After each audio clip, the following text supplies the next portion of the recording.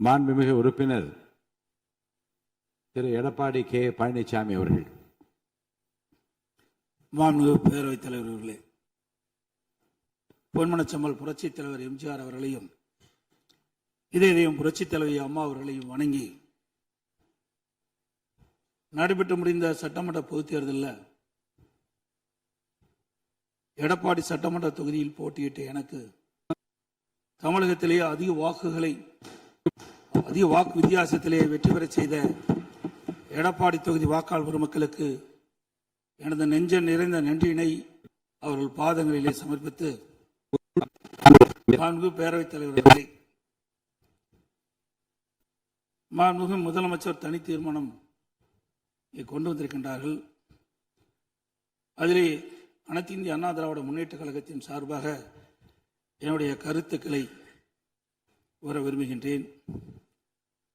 கர்நாடக அரசு மேகதாதுவின் கோரிக்கை அணை கட்டுவது தொடர்பாக பல்வேறு காலகட்டங்களிலே அதை தடுத்து நிறுத்துவதற்கு அனைத்து இந்திய அண்ணா திராவிட முன்னேற்ற கழக அரசு பல்வேறு நடவடிக்கை எடுக்கப்பட்டது. கர்நாடக அரசு மேகதாது என்னும் இடத்தில் தன்னிச்சையாக காவிரி ஆற்றின் கோரிக்கையை அணை கட்ட முயற்சித்து தடுத்து நிறுத்தம் போட்டு மாண்புமிகு அம்மா அவர்கள் தமிழகத்துடைய முதலமைச்சராக இருந்த காலகட்டத்தில் 5/12/2014 அன்று தமிழ்நாடு சட்டப்பேரவையில் தீர்மானம் கொண்டாந்து நிறைவேற்றப்பட்டு மாண்பு உறுப்பினர்கள் அந்த விவாதத்திலே கலந்து கொண்டு பல்வேறு கருத்துக்களை அப்பொழுது தெரிவித்திருக்கின்றார்கள். அப்பொழுது கொண்டு வந்த தீர்மானத்தின் அடிப்படையில் மாண்புமிகு பாரத பிரதமர் அவர்களுக்கு மாண்புமிகு அம்மா அவர்கள் அனுப்பிய கடிதத்தை அன்றைய தினம் இருந்த தமிழ்நாடு சேர்ந்த நாடாளுமன்ற உறுப்பினர்கள், புதுச்சேரியை சேர்ந்த நாடாளுமன்ற உறுப்பினர்கள் சுமார் 55 பேர் மாண்புமிகு பாரத பிரதமர் அவர்களை 28/3/2015 அன்று சந்தித்து இந்த கடிதத்தை கொடுத்து இதன் அடிப்படையில் நடவடிக்கை எடுக்க வேண்டும் என்று தெரிவித்தார்கள். அப்போது சம்பந்தப்பட்ட துறையிடம் தற்போதைய நிலை குறித்த அனைத்து விவரங்களையும் சேகரிக்க ஏற்கனவே அறிவுறுத்தியுள்ளதாகவும் இது குறித்து பரிசீலிப்பதாகவும் அன்றைய தினம் மாண்பு பாரத பிரதமர் நாடாளுமன்றத்திலே உறுதியளித்தார்கள். மேலும் மாண்பு அம்மா அவர்கள் தமிழகத்தில் முதலமைச்சர் இருந்த காலத்தில் 25/4/2015 அன்று மாண்பு பாரத பிரதமர்களை நேரிலே சந்தித்து மேகதாது திட்டத்தினை கர்நாடக அரசு செயல்படுத்தக்கூடாது என கர்நாடக அரசுக்கு அறிவுறுத்தும்படி கோரிக்கை விளக்கென கடிதம் பிரதமரத்தை அளித்தார்கள். மாண்புமிகு அம்மா அவர்கள் முதலமைச்சர் இருந்த காலத்தில் மாண்புமிகு பாரத பிரதமரிடம் 7/8/2015 மற்றும் 14/6/2016 ஆகிய நாட்களில் நேரில் சந்தித்து மேகதாது திட்டத்தினை கர்நாடக அரசு செயல்படுத்தி அனுமதிக்க கூடாது என்று வலியுறுத்தினார்கள். மாண்புமிகு புரட்சித் தலைவி அம்மா அவர்கள் மேகதாது அணை உட்பட காவிரி ஆற்றின் குறுக்கே கர்நாடக அரசு காவிரி நடுவர் மன்ற இறுதி ஆணையை மீறும் வகையிலும் தமிழ்நாடு அரசின் இசைவு பெறாமலும் எந்த ஒரு திட்டத்தையும் செயல்படுத்த உத்தேசிக்குமானால் தமிழ்நாட்டின் உரிமையை நிலைநாட்ட சட்டப்பூர்வமான அனைத்து நடவடிக்கைகளும் தமிழ்நாடு அரசு மேற்கொள்ளும் என 18/8/2016 அன்று இம்மாமன்றத்தில் 110 விதியின் கீழ் உறுதிபட தெரிவித்தார்கள்.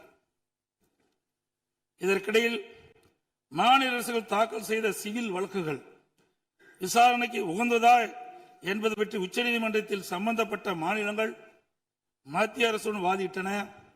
9/12/2016 அன்று உச்சநீதிமன்றம் அளித்த ஆணையில் இம்மனுக்கள் உச்சநீதிமன்றத்தின் விசாரணைக்கு உகந்தவை என தீர்ப்பளித்து அதன் பின்னர் ஜூலை 2017 முதல் செப்டம்பர் 2017 வரை இறுதிக்கட்ட வாதங்கள் உச்சநீதிமன்றத்தில் நடைபெற்றன.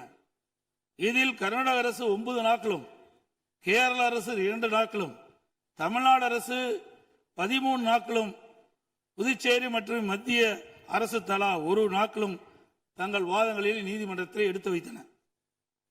அனைத்து தரப்பு வாதங்களையும் கேட்டிருந்த உச்சநீதிமன்றம் 16/2/2018 அன்று தனது தீர்ப்பினை வழங்கியது. இத்தீர்ப்பின் முக்கிய அம்சங்கள் பின்வருமாறு: பன்மாநில நதிகள் தேசிய சொத்து, எந்த ஒரு மாநிலம் தனி உரிமை கோர இயலாது என்று நவம்பர் 1991 ஆண்டிய உச்சநீதிமன்றத்தின் கருத்து இத்தீர்ப்பில் மீண்டும் உறுதி செய்யப்பட்டுள்ளது. 1892 மற்றும் 1924 ஆண்டிய ஒப்பந்தங்கள் செல்லத்தக்கதல்ல என்ற கர்நாடகின் வாதம் ஏற்றுக்கொள்ளப்படவில்லை. கர்நாடக அரசு தமிழ்நாட்டின் பாசன பரப்பான 24.708 லட்சம் ஏக்கர் என்பதை 21 லட்சம் ஏக்கர் என குறைக்க வேண்டும் என நடுவர் மன்றத்தின் முன் வாதிட்டது. இதனை காவிரி நடுவர் மன்றம் ஏற்றுக்கொள்ளாமல் தமிழ்நாட்டின் பாசன பரப்பு 24.708 லட்சம் ஏக்கர் என அதன் இறுதி தீர்ப்பில் குறிப்பிட்டுள்ளது. இதனை உச்சநீதிமன்றம் ஏற்றுக்கொண்டுள்ளது.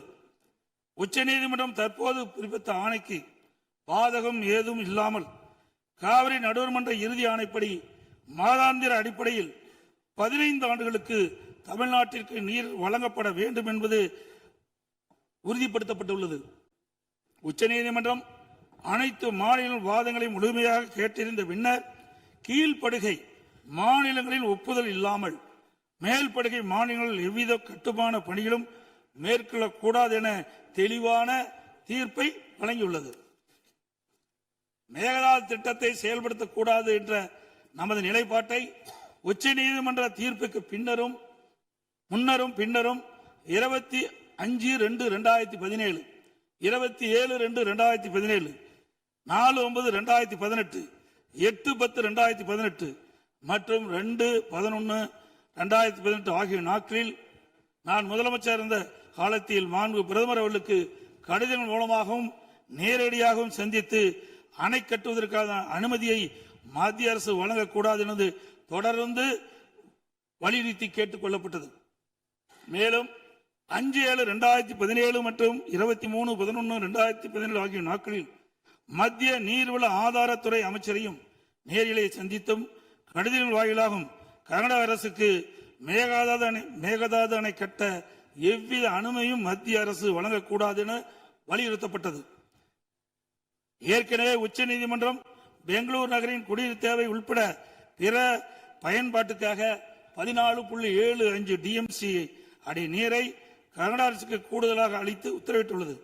இந்நிலையில் மீண்டும் பெங்களூரின் குடிநீர் தேவைக்கென 67 டிஎம்சி அடி நீர் கொள்ளளவு கொண்ட மேகதாது அணையை கட்ட கர்நாடக அரசு முயற்சிப்பது தமிழ்நாட்டை பாலைவனமாக்கும் உள்நோக்கம் கொண்ட ஒரு செயலாகும். எனவே இவ்வணை கட்டப்பட்டால் தமிழ்நாடு மக்களின் வாழ்வாதாரமும் உரிமையும் கடுமையாக பாதிக்கப்படும். மேலும் நீர் பற்றாக்குறை ஏற்படும் ஆண்டுகளில் கடந்த காலங்களைப் போலவே காவிரி நீரை முழுமையாக தனது உபயோகத்திற்காக கர்நாடக பயன்படுத்தும் நிலை உருவாகும். இதை தவிர காவிரி படுகையில் மேற்படுகை மாநிலமான கர்நாடகா புதிய அணை கட்டுவதற்கான எந்த ஒரு அனுமதியும் மத்திய அரசு வழங்கக்கூடாது என்றும் உறுதிபட எடுத்துரைக்கப்பட்டது. மேலும் உச்சநீதிமன்ற ஆணைக்கு எதிராக கர்நாடக அரசின் மேகதாது திட்டத்திற்கான விரிவான திட்ட அறிக்கைக்கு அனுமதி வழங்கிய மத்திய நீர்வள குழுமத்தின் தலைவர், கர்நாடக நீர்வளத்துறை அமைச்சர் மற்றும் கர்நாடக உயர் அதிகாரிகள் மீது நீதிமன்ற அமைப்பது வழக்கு கண்டெம்ப்ட் ஆஃப் கோர்ட் எனது உத்தரவின் பேரில் 5/12/2012 உச்சநீதிமன்றத்தில் தாக்கல் செய்யப்பட்டது.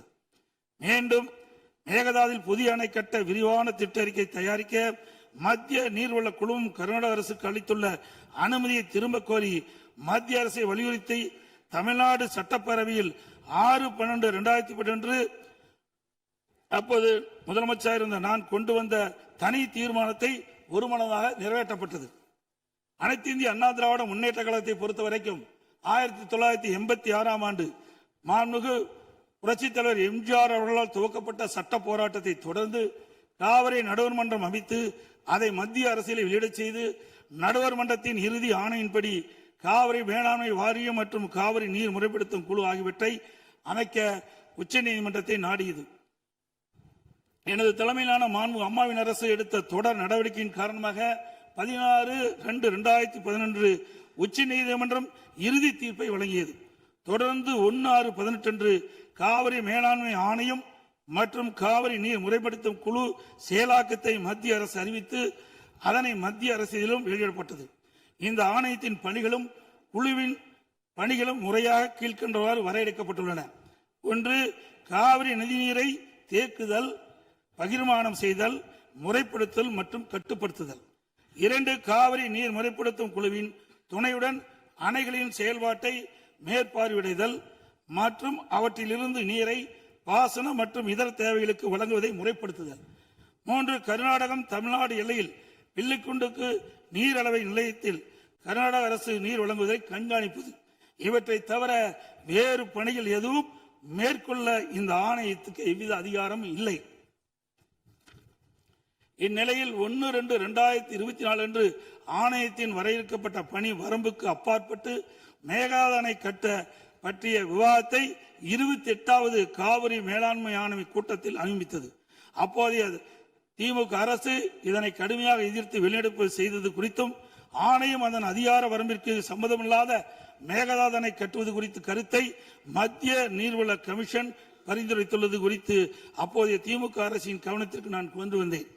குறிப்பாக 14/2/2024 அன்று சட்டமன்றத்தில் நான் எங்களது ஆட்சி காலத்தில் கர்நாடக அரசு மேகதாது அணை கட்டுவது குறித்து விவாதிக்கும் அதிகாரம் ஆணையத்திற்கு இல்லை என்றும் 2018ஆம் ஆண்டு மேகதாது அணை குறித்து பிரச்சனை மத்திய நீர்வள கமிஷன் பார்வைக்கு சென்றபோது எனது அரசு 5/12/2018 அன்று மத்திய நீர்வள கமிஷன் என்ற இயக்குநர் மீது உச்சநீதிமன்றத்தில் நீதிமன்ற அவமதிப்பு வழக்கை தொடர்ந்து என்றும் இன்னும் அவ்வழக்கு நிலுவையில் உள்ளது என்றும் திமுக அரசு தொடர்ந்து நடத்திட வலியுறுத்தியதோடு தமிழக நலன் பாதுகாக்கப்பட வேண்டும் என்பதையும் உறுதி செய்யும் வலியுறுத்தப்பட்டது. இந்த நிலையில நாம் ஏற்கனவே உச்சநீதிமன்றம் அளித்த தீர்ப்பு நமக்கு ஒவ்வொரு ஆண்டும் கர்நாடக அணையிலிருந்து 177.25 டிஎம்சி தண்ணீர் திறக்கப்பட வேண்டும். ஆனால் அவர்கள் முறையாக திறக்கப்படுவதே இல்லை.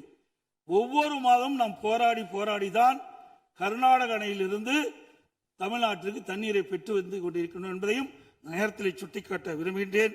இந்த நிலையில 2024ஆம் ஆண்டு கர்நாடகாவில் மாண்புமிகு முதலமைச்சர் சீதாராமையா முதலமைச்சர் பதவி வைத்த போது துணை முதலமைச்சராக நீர்ப்பாசனத்துறை பொறுப்பு வைத்த மாண்புமிகு துணை முதலமைச்சர் சிவகுமார் அவர்கள் 16/24 கர்நாடக பட்ஜெட்டில் காவிரி ஆற்றின் குறுக்கே மேகதாது அணை கட்ட பல ஆயிரம் கோடி ரூபாயை ஒதுக்கியுள்ளதாகவும் அறிவித்தார். அனைத்து இந்திய அண்ணா திமுக சார்பில் இதை அப்பொழுதே கடுமையாக எதிர்ப்பதுடன் அப்போதைய திமுக அரசு உடனடியாக சட்ட நடவடிக்கை எடுக்க வேண்டும் என்றும் வலியுறுத்தப்பட்டது. இந்நிலையில் கர்நாடக அரசு மேகதாது அணை கட்ட தயாரித்து அனுப்பிய திட்ட அறிக்கையில் உள்ள குளறுபடிகளை சுட்டிக்காட்டி மத்திய அரசு திருப்பி அனுப்பிய நிலையில் மத்திய அரசு குறிப்பிட்டுள்ள குறைகளை நிவர்த்தி செய்து 12/6/2026 அன்று கர்நாடக முதலமைச்சர் அவர்கள் சுற்றுச்சூழல் அனுமதியை பெற மாண்புமிகு பாரத பிரதமரிடம் மீண்டும் நேரில் ஒரு அறிக்கையை வழங்கியுள்ளதாக செய்தியில் வெளியாகியுள்ளன. இரு மாநிலங்களுக்கிடையே உள்ள நல்லுறவை சீர்குலைக்கும் விதமாக தற்போதைய கர்நாடக அரசு மேகதாதுவில் காவிரியின் குறுக்கே அணை கட்ட முழு மூச்சில் முயற்சிப்பது கண்டிக்கத்தக்கது. நீண்ட நெடுங்கால சட்ட போராட்டத்திற்கு பின்னர் நிலைநிறுத்தப்பட்ட தமிழ்நாட்டு மக்களின் அடிப்படை உரிமைகளையும் டெல்டா விவசாயிகளின் வாழ்வாதாரத்தையும் 20 மாவட்டத்துக்கு மேலாக குடிநீர் ஆதாரமாக விளங்கும் காவிரி ஆற்றில் நமக்குள்ள உரிமையை பேணி காக்க வேண்டியது நாம் எல்லோரின் கடமையாகும். கர்நாடக அரசு காவிரி நடுவர்மன்றம் 5/2/2007 அன்று அளித்த இறுதி தீர்ப்பை மதிக்காமலும் 16/2/2018 உச்சநீதிமன்றம் அளித்த இறுதி தீர்ப்பை மதிக்காமலும் தன்னிச்சையாக மேகதாதுவில் அணை கட்ட நிதி ஒதுக்கீடு செய்ததும் திருத்திய தொழில்நுட்ப திட்ட அறிக்கை மீண்டும் இம்மாதம் மத்திய அரசிடம் சமர்ப்பது கண்டிக்கத்தக்கது அனைத்து இந்திய என்பதை இந்த நேரத்தில் தெரிவித்து அனைத்து இந்திய அண்ணா திராவிட முன்னேற்ற கழகத்தின் சார்பாக மாண்பு முதலமைச்சர் அவர்கள் கொண்டு வந்த அரசின் தனி தீர்மானத்தை ஒருமனாக ஆதரிக்கின்றோம்.